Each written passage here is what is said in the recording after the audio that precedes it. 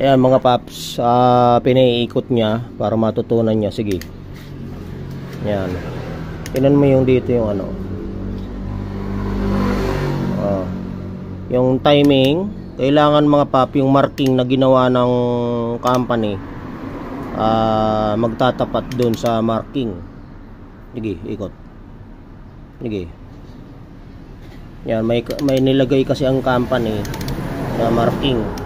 Pag nagtapat yan dyan mga pap, ibig sabihin okay. Ayan o, tignan nyo. Ito mga pap ay carburetor type, black cam ang intake. Ayan, black, black cam ito. Mga unang carburetor type na Suzuki Raider, black cam pero ang timing hindi nyo po masusundan itong mga ito kasi kakaiba naman ito. Ang ibang Raider po mga pap, ito dito yung timing nakataas ng dito. At ito kakaiba naman, magkaiba. At ang marking niyan ito may guhit, may tanda. At dito may T. Yan.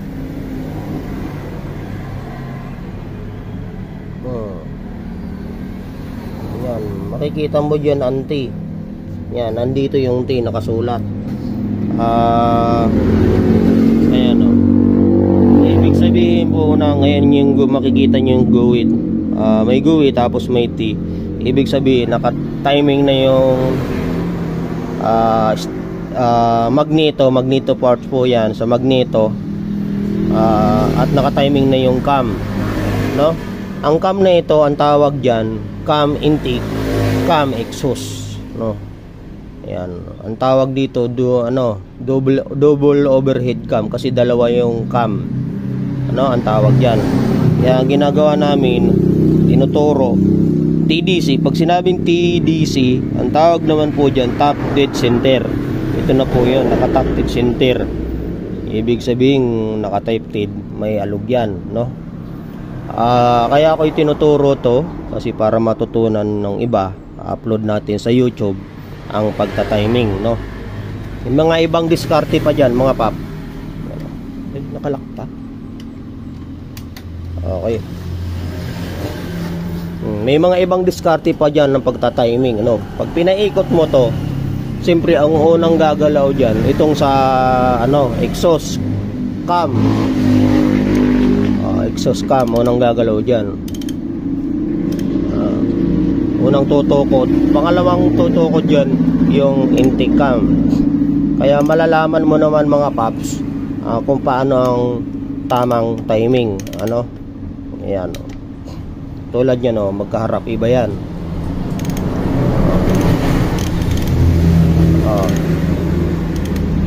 Yan, okay na.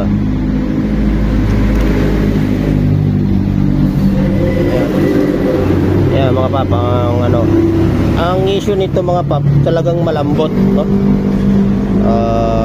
Yan na, na-timing na namin. Paano pag timing, ito lang malambot talaga. Napaka malambot, walang compression.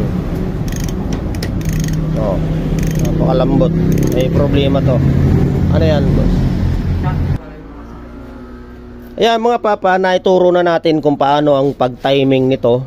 Kaya nga yan mga paps, nilalagyan nilang marking para ma-sure na tama yung kanilang pagta-timing. Ayan mga papo. Ayan, pagta-timing yan. Kaya lang ito mga pap, napakalambot ng kaya gusto ng may-ari top ito top overall refresh. Kaya para ngayon babaklasin namin. Sige, lagay mo na to doon.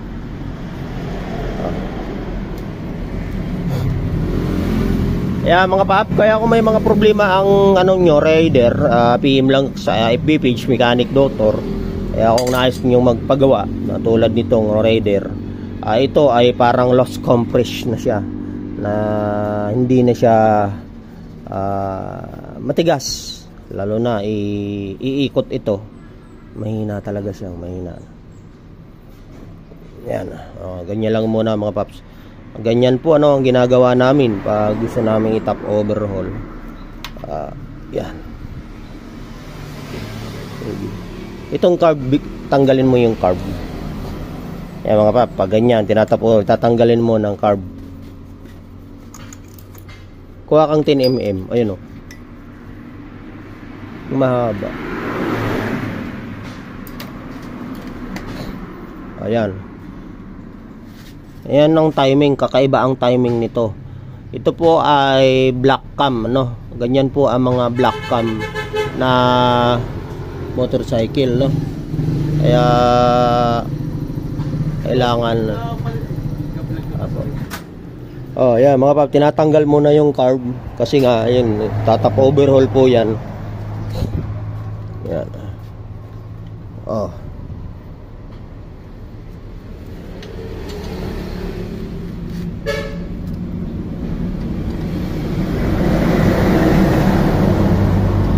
Yan mga papa, kaya kung may mga problema ang rider nyo, tulad din itong isyong ito ni boss, malambot, talagang malambot pag iniikot yung sa magneto, malambot na siya. Ibig sabihin may problem na to, no? Ayaw na.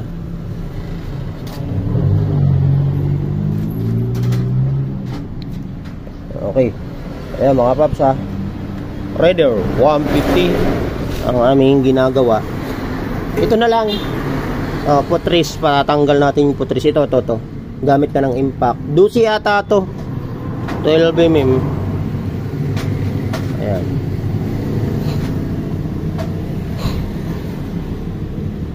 Mga paps, Raider, gusto nyo magpakarga ng Raider, marunong din kami, kaya namin yan.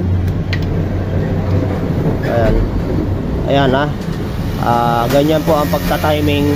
Makikita nyo yung cam nasa kabilaan yan at kabila rin. Ayan, yung cam at itong timing mark, makikita mo yan, masisilip mo yan dito.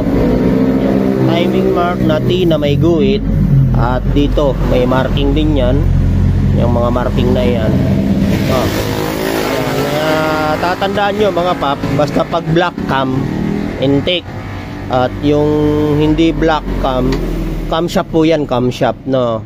Pag hindi black cam, itong exhaust black, exhaust cam shop po yan. Ito intake cam shop. Pag sinabing intake cam shop, siya po yung tumutuko dun sa valve na intake. Ang paliwanag po dyan mga pap, ang intake, siya yung kumukuha ng hangin at gas para i-make sure dyan sa combustion chamber. Tapos exhaust, pag sumabog na yan, yun na yan mga pap, lalabas na sa pipe. Ito yung tinatawag na 4-stroke. Pag sinabi 4-stroke, ang ibig sabihin ng 4-stroke mga pap, intake, stroke, compress stroke, power stroke. Ang power stroke ay ito yung pagsabog, at exhaust stroke. Ngayon ipapaliwanag natin ibig sabihin ng 4-stroke na yan. Pag sinabing intake, pagbaba ng piston, pagkuha, pagbuo ng hangin at gas. Compress, pagcompression ng piston sa combustion chamber, kinocompress niya yung hangin at gas. Ignite, yung pag-timing, mga pagputok. Pag-ignite ng spark plug, yung power compression, ignite powers compression. Yun yung pagsabog. Pag sumabog na pa, ang susunod yan yung exhaust compression. Yung pagsabog, lalabas na yung nasunog sa loob ng combustion chamber. Kaya yan, nagiging, yung tawag yan, 4-stroke. Ayan mga pap, no? Yan, yung kunting vlog. Ito. Ayan mga papa, tatanggalin muna namin yung clutch lining bago namin ito i-top overhaul. Kasi ganyan po ako dumiskarte. Paano gagawin, no? Ganyan po ang diskarte. Kasi nga mga pap, unang-unang titingnan muna yung clutch Baka yung clutch sobrang ano lang naman, malalaman natin kung talagang lost content o may problem ba to. Siyempre kailangan din i-top over, no? Kasi gusto na may-ari kasi i-top overall, ibalik mo ito doon sa ayan mga papa.